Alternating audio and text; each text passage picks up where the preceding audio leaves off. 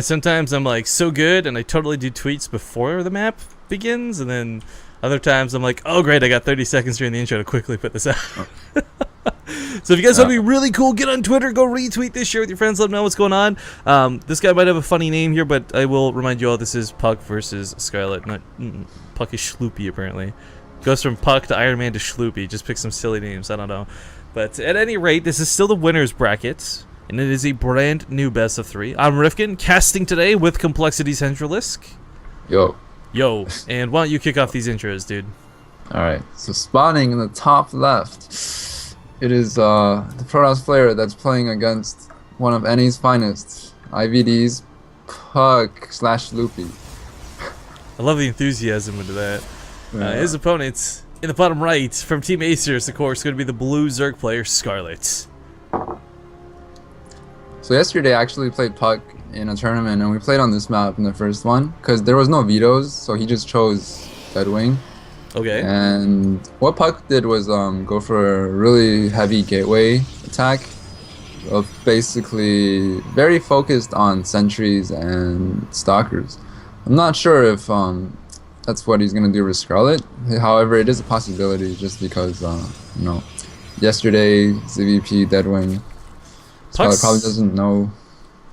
Well, you know, here's the thing though. Scarlett, of course, pretty much any matchup, if she can get an edgeway, you know, her Mutalisks are her babies. But Puck, I've actually seen fight off a lot of Mutacorruptor in his time, and it seems to be one of the few things he can comfortably do.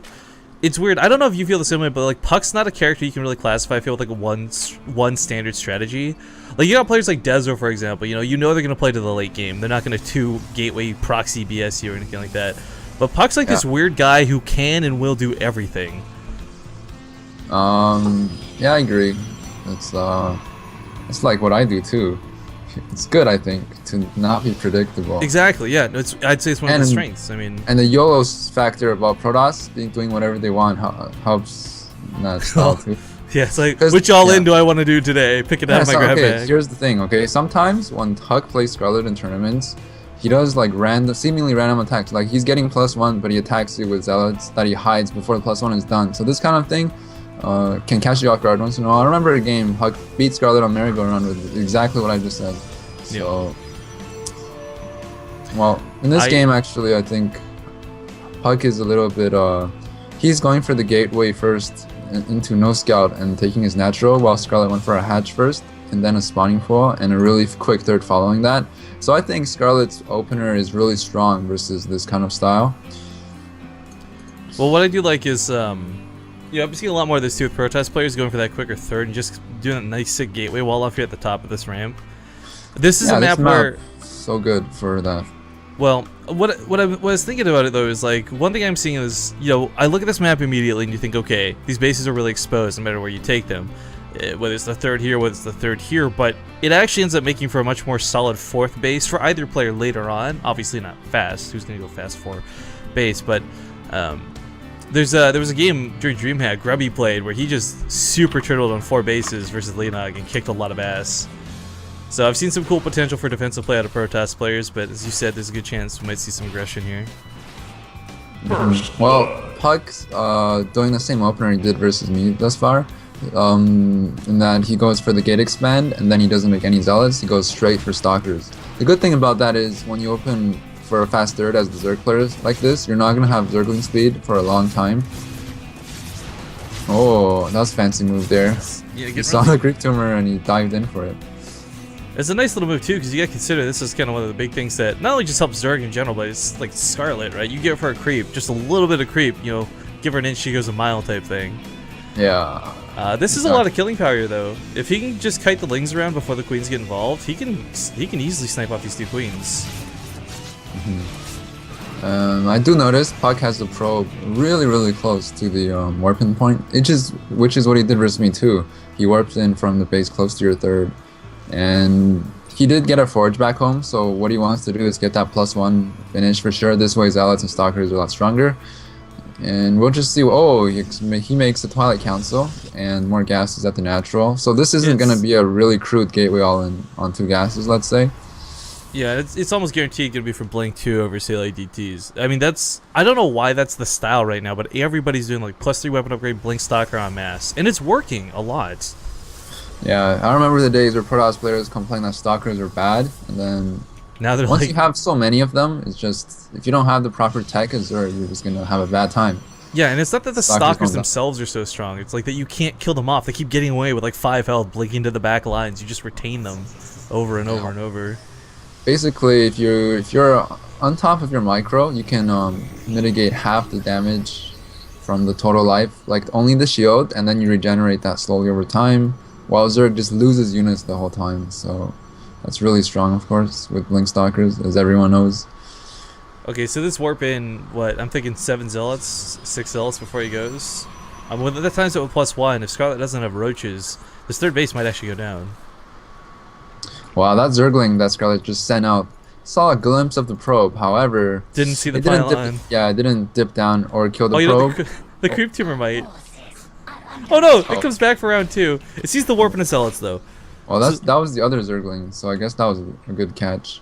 Oh, I think it's because the mothership core going to the watchtower, so she pulled it back, but then right into the Zealots. Okay, well here's the problem, guys. With +1 weapon upgrades finishing in just a second, these Zealots get a 2-shot the Lings. +1 armor is pretty far off for Scarlett.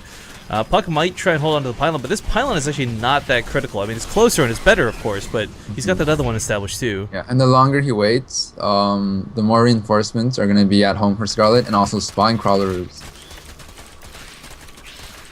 Spine crawlers are actually really tanky, of course, and Zealots don't do that great versus them, especially when Queens can transfuse or Zerglings can gnaw away at their side blades or whatever. So now that 3 spines are finished, this probably won't do as much as Puck would have liked. I mean, even just forcing out like 5 spines like this is kind of huge. Recall goes down, she'll probably cancel the additional ones. Puck is forced to cancel his Nexus at that third. Kind of sucks. That's not good for Puck at all. No, yeah, he really needs to get that base up quickly. Because Scarlett's going to start flooding.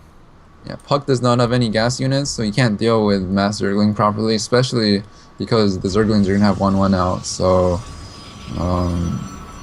unless Puck walls off his thing soon. Oh, well, Scarlett actually just going to chill at home for now instead of try to put on the pressure. Because when the things, yeah, with +1 armor on Zerglings, they don't get 2-shotted anymore. Yeah. And when you have 65 Zerglings, 10 Zealots all of a sudden doesn't seem that scary. But it's not like it's going to be 65 with that full surround. I mean, Puck, one thing we can't give him credit for, he's one of those few Protoss players you can rely to land those force fields. You know, some Protoss, you watch him panic, but... Yeah, Puck's really good at force fielding, it's just he only has 3 sentries, so all you have to do is bait the force fields out, and then at the very least you baited some force fields out. Okay, Observer coming through the middle of the map. Warp Prism also on the way. This is something we're also seeing a lot more common in this matchup too. I'm loving the addition of like the Warp Prism, like the emphasis I should say on the Warp Prism harass. But with Archon started up, he's just a little bit worried about this Ling count. I wonder if he'll put those in the Warp Prism or if he's actually just going to keep them for the defense. Probably for defense. Yeah. Or maybe even a fake push out. But back home, Scarlett is staying on yeah. And with 2 macro hatches, she's going to be able to make so many Zerglings with spine crawlers that if Puck actually wanted to attack, it would not work out at all. Because 2-2 is also going to be done. There's going to be more queens. So right now, I don't know how I feel about I mean, this is like charge lot Archon without the charge. It's an awkward composition to have because one of the big things, guys, decent force fields here. Yeah, that was a bit scary because if Lings got trapped, they would have all died. Just they had to run through the maze, sort of. Yeah, but I mean, the point about this is the Archons, they're really powerful versus Lings as long as they don't get surrounded. If they can get that surround off, Lings will actually chip Archons down, no problemo. And for Puck, you know, normally you have that charge down to rush to the sides to create that sort of ghetto wall, the meat shield of the Zealots. But back at home, huge attack at this doorway, not a lot to defend. Yeah, Scarlett's trying to make Puck decide whether you want to push in or go back home. Yeah, this is kind of hard to... There's so many spines here. He could run past them, though. Go to the third. Oh, he is. Oh, he's going to fight him because there's only 3 on the field at the moment. But he might lose his walls back at home. He's trying to put down additional walls behind this, putting down more pylons, layering this thick as he can. But this is quite scary. Because, okay, he's pushing strong. Scarlett's wasted a lot of her Lings down this door. I mean, wasting a lot of time. There's 19 roaches on the way. These Archons going to blast through anything that's bio. that She needs to have Fester. the Fester's fungal and then wait for the roaches to pop and then surround with the Zerglings, and I think that would be okay. But as you can Puck see, can some of the still units recall, died though. running around. I mean, he holds at home. He can recall once those once this gets too crazy. That recall. No, time warp instead. Oh, time warp. I don't know how I feel about that, but he's still pushing strong here. I mean, this is still a lot of zealots. I'm just surprised he's being so efficient without charge. However, most of the Archons have dissipated. Those were the real damage behind this army. Yeah, Roach Queen versus Zealots. Usually the Roach is gonna, and the Roach and the Queens are gonna come out ahead in that one. Actually, I really like the Scarlett went for these early infestors. Blink Stalkers or something get out of hand very quickly, but if you fungal them, there's no running away. They're forced to fight. 2/2 upgrades on Zerglings too really chew up Stalkers. Oh, Ultra Scavenger on the way. I didn't realize she had snuck in Hive Tech while this was going on. Yeah, she was going a few infestors with the Hive. And after defending this, it's really good because Scarlett actually has a 4th. I mean, one of the bases died, but the 5th is now the 4th, so you can mine from that if you wanted to. And all you have to do is deny the Protoss from taking their own base at the moment, while your Ultralisk Cavern is and your upgrades are finishing up. I just get a force shot down here. This cannon, it's kind of weak. Not the best wall. Okay, yeah. Really curious to see how he plans to utilize the Warp Prism here. I mean, for a forward pylon, I mean, standard, and that's cool. There's a lot of creep. You're not going to be able to physically put pylons down, but he's actually got some behind enemy lines. So what he could potentially do is fly this into the main, start warping in, draw Scarlett there, and warp in towards the 3rd with the pylons he has already established. I think it could be really cool, but... Yeah, well, at this time, the Warp Prism is still at home, so... It'll be at least a minute before it can be put to use, if it actually gets sent out. He's actually just going to use it to try and take a 4th. This is a little bit scary, though, because we got to consider Puck did send out that Observer early on, but he's still not actually ever seen Scarlett's main at this point. Which means he doesn't see the Hive Tech, he doesn't see the Evil Chambers, he doesn't know the Ultralisk Cavern. What he has right now, with a couple of Mortals, okay, in Blink Stalkers, you can dance around the Ultralisk technically, but he's got no efficient way to deal with these Lings. He's going to get fungled, and I think he's going to get wrecked. He's going to... How this yeah, that's what I think too, especially when the Ultralisks are out, which they're already halfway in production. But, oh, we're going to see an attack here before the Ultras. Oh, he needs to recall. There's no way yeah, he takes this recall. Okay, yeah, that's so scary. That's good for Protoss. I mean, the army is not that good, but the recall is good. So you save all your army instead of losing all your entire army. But his fourth is so exposed right now. There's a hole in that wall too. These Lings could possibly run by if he gets distracted. Scarlett just gonna take advantage of the weak wall over here as well. Puck gonna be forced to fight, and he can't really fight right now. Lings flood in. Fungal. Oh, but he's gonna lose all the infestors.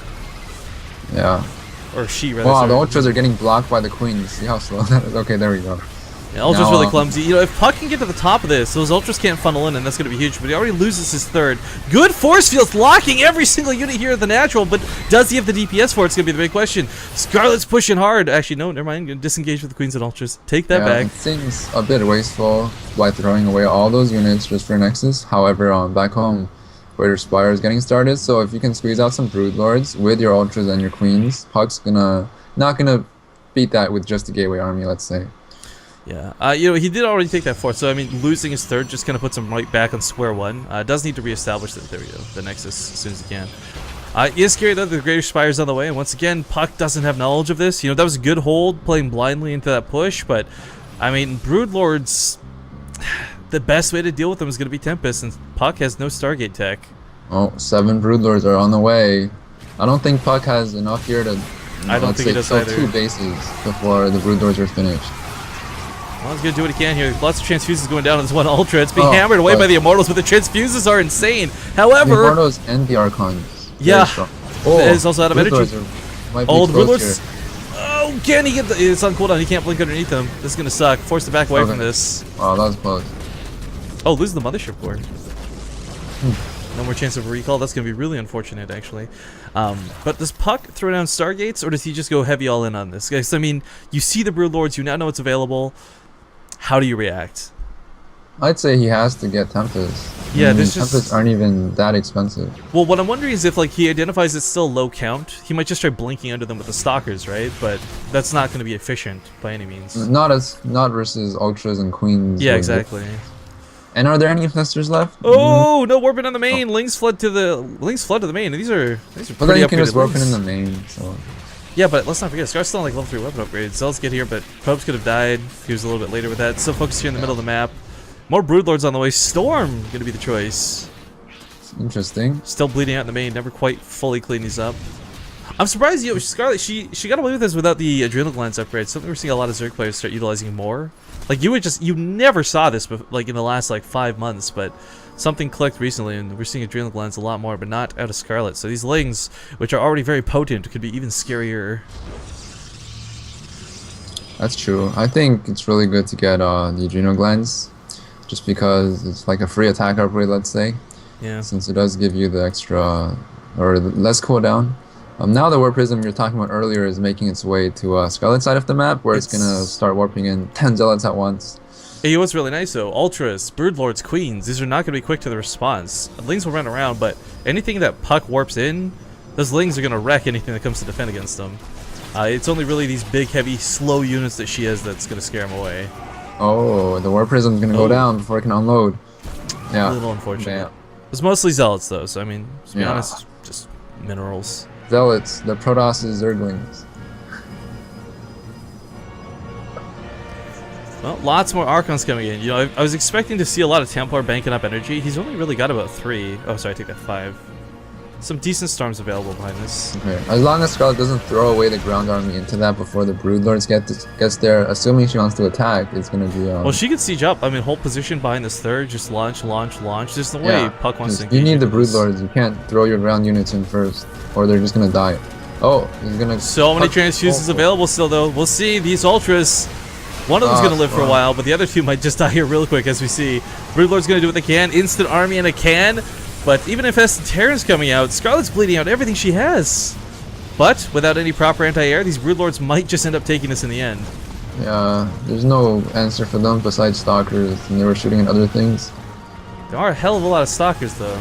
But as you pointed out, you don't want to blink into... Yeah. Oh, the blink. Okay. Well, actually, there's only one Ultra here, though. So the blink's maybe not that bad of an idea. Starts kiting this away. Puck's only sniped 1 Broodlord so far with the blink, but now... Puck is right under it. He's like 1 Stalker shy of getting these, so he's actually bleeding out a lot of his Stalkers trying to split the DPS here. This is really unfortunate. There was so many Stalkers that go away. Puck is in a lot of trouble. You can't cost-effectively deal with the Zerg hive army such as this with only gateway units. Yeah, I feel this fleet beacon's coming down like 8 minutes too late. It is a bit too late, fortunately. I mean, the first time he saw this when he pushed across the map and that recall was forced, that's when we should have seen the fleet beacon come down, right? But decent snipe, but fungal growth's really going to be the bane of his existence here. Yeah. He tried to snipe a Broodlord with the blink, but with fungal, you can't retreat. So he lost more than he wanted to, just to get at 1 Broodlord. And now he's down, let's say, 80 supply. Yeah. So and it's not like stocks are cheap. More dancing. What is this? DDR like today is so much. Scarlett is a I don't know, dancing queen, I guess. Wow, more dancing queen.